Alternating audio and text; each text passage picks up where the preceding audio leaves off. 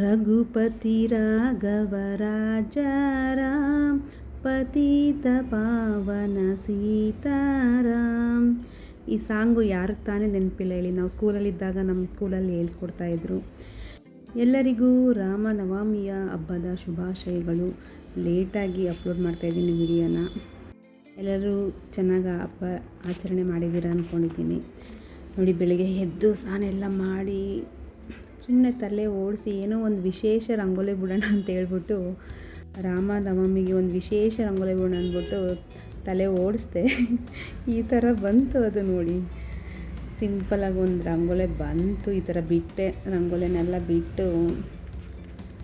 ರಾಮನವಮಿಯ ವಿಶೇಷವಾದ ಏನು ಅಂದರೆ ಕೋಸಂಬರಿ, ಪಾನಕ, ಮಸಾಲ ಮಜ್ಜಿಗೆ. ಇದೇ ರಾಮನವಮಿಗೆ ವಿಶೇಷ ಭೋಜನಗಳು ಅಂತ ಹೇಳಲೇಬೋದು. ಆಮೇಲೆ ಎಂತ ಗೊತ್ತಾ, ನಾವು ಬಸ್ಸಲ್ಲಿ ಹೋಗ್ತಾ ಇದ್ದಾಗೆಲ್ಲ, ಅದು ಬ್ಯಾಂಗ್ಳೂರಲ್ಲಿ ಅಂದರೆ ಎಲ್ಲ ಕಡೆನೂ ಕೊಡ್ತಾರೆ. ಬಸ್ಸಲ್ಲಿ ನನಗೊಂದು ಅನುಭವ ಆಗಿತ್ತು. ಬಸ್ಸಲ್ಲಿ ಬರ್ತಾ ಇರ್ತೀವಿ, ಸ್ಟಾಪ್ ಕೊಟ್ಟಿರ್ತಾರಲ್ಲ, ಅಲ್ಲಿ ಕೂತಿರ್ತೀವಿ. ಇನ್ನೂ ಸ್ಟಾಪ್ ಇನ್ನೂ ಮುಂದಕ್ಕೆ ಹೋಗಿರಲ್ಲ, ಹತ್ತು ಇಳಿದು ಮಾಡ್ತಾ ಇರ್ತಾರಲ್ಲ. ಆ ಟೈಮಲ್ಲೇ ನಿಮಗೆ ಒಂದೊಂದು ಲೋಟ, ಪ್ಲಾಸ್ಟಿಕ್ ಲೋಟದಲ್ಲಿ ಮಜ್ಜಿಗೆ, ಮಸಾಲೆ ಮಜ್ಜಿಗೆಗಳು ಕೊಡ್ತಾಯಿದ್ರು. ಇದು ಎಲ್ಲ ಕಡೆನೂ ನಡೆಯುತ್ತೆ. ಯಾರ್ಯಾರು ಕುಡ್ದಿದ್ದೀರಾ ಅದನ್ನು ಕಮೆಂಟ್ ಮೂಲಕ ತಿಳಿಸಿ ನನಗೆ. ನಾನಂತೂ ಕುಡ್ದಿದ್ದೀನಿ ಒಂದೊಂದು ಸರಿ ಬಸ್ಸಲ್ಲಿ ಹೋಗ್ತಿರುವಾಗ. ಆ ಗ್ಯಾಪಲ್ಲೇ ಮಜ್ಜಿಗೆ ಕೊಡ್ತಾಯಿದ್ರು ನಮಗೆ. ಅದೊಂಥರ ಖುಷಿ ಅನುಭವ. ಆಮೇಲೆ ಸ್ಕೂಲಲ್ಲಿದ್ದಾಗಲೂ ಅಷ್ಟೇ, ರೋಡಲ್ಲಿ ಹೋಗ್ತಾ ಇದ್ದಾಗ ರೋಡಲ್ಲೇ ಅದು ಇದ್ರದ್ದು ಹಬ್ಬದ ವಿಶೇಷಕ್ಕೆ ಎಲ್ಲರಿಗೂ ಮಸಾಲೆ ಮಜ್ಜಿಗೆ, ಪಾನಕ, ಕೋಸಂಬರಿ ಹಂಚುತ್ತಾನೇ ಇರ್ತಾರೆ. ಅದ್ರ ವಿಶೇಷ ನೋಡಿ. ಇವಾಗ ನಾನು ಮನೇಲಿ ಸಿಂಪಲಾಗಿ ಒಂದು ಪಾನಕ ಮಾಡೋಣ ಅಂತ ಬೆಲ್ಲದ್ದು ಪೌಡ್ರ್ ಹಾಕ್ತಾಯಿದ್ದೀನಿ. ಬೆಲ್ಲದ ಪೌಡ್ರ್, ಒಂದು ಸ್ವಲ್ಪ ಜೀರಿಗೆ, ಮೆಣಸು ಮತ್ತು ಜೀರಿಗೆ ಪೌಡ್ರ್, ಒಂದು ಸ್ವಲ್ಪ ಏಲಕ್ಕಿ ಪೌಡ್ರ್ ಅದರಲ್ಲೇ ಮಿಕ್ಸ್ ಮಾಡಿದ್ದೀನಿ. ಆಮೇಲೆ ನಿಂಬೆಹಣ್ಣು ಹಾಕಿ ರುಚಿಗೆ ತಕ್ಕಷ್ಟು ಒಂದು ಚೂರು ಉಪ್ಪು ಹಾಕಿದ್ರೆ ಅದು ಟೇಸ್ಟು. ಇದಕ್ಕೆ ಕರ್ಬೂಜ ಹಣ್ಣಿದೆಲ್ಲ ಅದ್ರ ಜ್ಯೂಸು ಮಾಡ್ತಾರೆ ಈ ಹಬ್ಬಕ್ಕೆ. ಬಟ್ ನನಗೆ ಅದು ಅಂದರೆ ಇತ್ತು, ಬಟ್ ನಾನು ಮಾಡಲಿಲ್ಲ.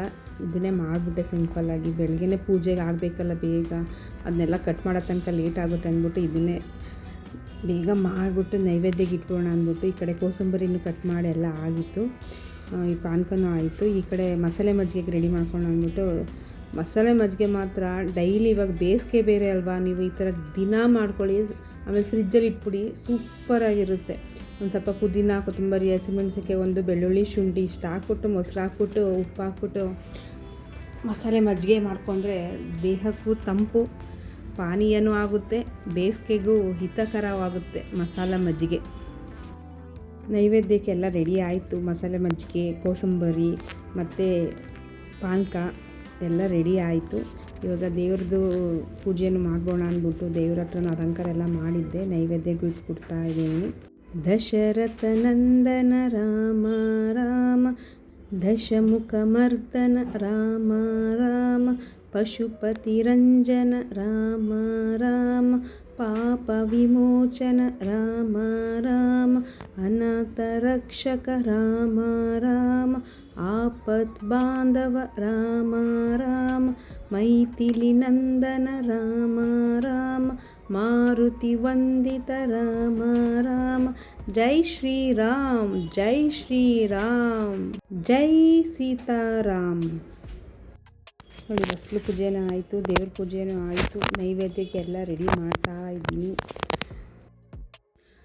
ಪೂಜೆ ಎಲ್ಲ ಆಗಿ ನೈವೇದ್ಯಕ್ಕೆ ಕೋಸಂಬರಿ, ಪಾನಕ ಮತ್ತು ಮಸಾಲೆ ಮಜ್ಜಿಗೆನೂ ಇಟ್ಟು ನೈವೇದ್ಯ ಮಾಡಾಯಿತು. ರಾಮ ನವಮಿ ಪೂಜೆ ಆಯಿತು. ಬೆಳಿಗ್ಗೆನೆಲ್ಲ ಆಯಿತು ಪೂಜೆ, ನೈವೇದ್ಯ ಎಲ್ಲ ಆಯಿತು. ಮತ್ತು ಹೊಟ್ಟೆಗೆ ಬೇಕಲ್ಲ ತಿಂಡಿ ಎಂತ ಮಾಡೋದು ಅಂದರೆ ತರಕಾರಿ ಉಪ್ಪಿಟ್ಟು. ಸಿಂಪಲ್ ಆ್ಯಂಡ್ ಈಸಿ ತರಕಾರಿ ಉಪ್ಪಿಟ್ಟು ಮಾಡೋಣ ಅಂದ್ಬಿಟ್ಟು ಈ ಕಡೆ ಎಂಥ ತರಕಾರಿ ಇತ್ತು, ಬದನೆಕಾಯಿ ಇತ್ತು, ಕ್ಯಾರೆಟ್ ಇತ್ತು, ಆಲೂಗೆಡ್ಡೆ ಇತ್ತು. ತೆಗೆ ರವೆ ಪಟ ಪಟ ಪಟ ಅಂತ ಹುರಿದು ತರಕಾರಿ ಎಲ್ಲ ಕಟ್ ಮಾಡಿ ತರಕಾರಿ ಉಪ್ಪಿಟ್ಟು ರೆಡಿ. ಮತ್ತು ಎಂತ ಮಾಡೋದು, ಮಾಡಲೇಬೇಕಲ್ಲ, ಹೊಟ್ಟೆಗೆ ಬೇಕಲ್ಲ ತಿಂಡಿ. ಡೈಲಿ ಒಂದು ಟಿಫನ್ ಬೇಕಾಗುತ್ತೆ ಅಲ್ವಾ. ಎಲ್ಲರ ಮನೇಲೂ ಇದು ತಲೆನೋವು ಅಲ್ವಾ ಫ್ರೆಂಡ್ಸ್. ಏನು ತಿಂಡಿ ಮಾಡೋದು ಬೆಳಗ್ಗೆ ಎದ್ದ ತಕ್ಷಣ, ಇಲ್ಲ ಅಂದರೆ ಎಂಥ ಸಾಂಬಾರು ಮಾಡೋದು ಡೈಲಿ. ಇದು ಎಲ್ಲ ಗೃಹಿಣಿಯರ ಮೊಟ್ಟ ಮೊದಲ ಪ್ರಶ್ನೆ ತಲೆಯಲ್ಲಿ ಹುಡ್ತಾ ಇರುತ್ತೆ. ಬೆಳಗ್ಗೆ ಎದ್ದ ತಕ್ಷಣ ಇಲ್ಲಾಂದರೆ ಏನು ತಿಂಡಿ ಮಾಡೋದು, ಮಧ್ಯಾಹ್ನ ಎಂಥ ಸಾರು ಮಾಡೋದು, ಡೈಲಿ ಇದೊಂದು ಯಜ್ಞ ಪ್ರಶ್ನೆ ಆಗ್ಬಿಟ್ಟಿದೆ ಅಲ್ವಾ ಫ್ರೆಂಡ್ಸ್. ಈ ರೀತಿ ರಾಮನವಮಿ ಪೂಜೆಯ ವಿಶೇಷ ವಿಡಿಯೋನ ನಿಮ್ಮ ಹತ್ರ ಶೇರ್ ಮಾಡಿದ್ದೀನಿ. ನೀವು ಹೇಗೆ ರಾಮನವಮಿ ಪೂಜೆಯನ್ನು ಮಾಡಿದ್ರಿ ಎಂಬುದನ್ನು ಕಮೆಂಟ್ ಮೂಲಕ ತಿಳಿಸಿ ನನಗೂ ವೀಕ್ಷಕರೇ. ಈ ವಿಡಿಯೋ ಇಷ್ಟವಾದಲ್ಲಿ ಲೈಕ್ ಮಾಡಿ, ಸಬ್ಸ್ಕ್ರೈಬ್ ಮಾಡ್ಕೊಳ್ಳಿ, ನನ್ನ ಚಾನಲನ್ನು ಶೇರ್ ಮಾಡಿ.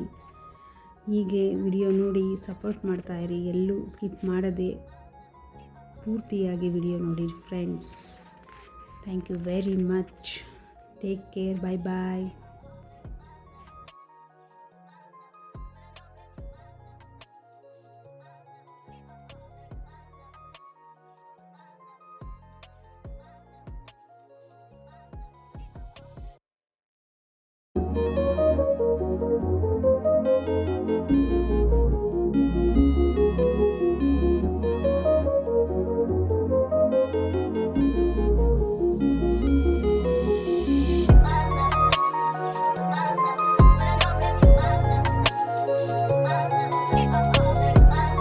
ಮತ್ತೊಮ್ಮೆ ಎಲ್ಲರಿಗೂ ರಾಮನವಮಿಯ ಹಬ್ಬದ ಶುಭಾಶಯಗಳು.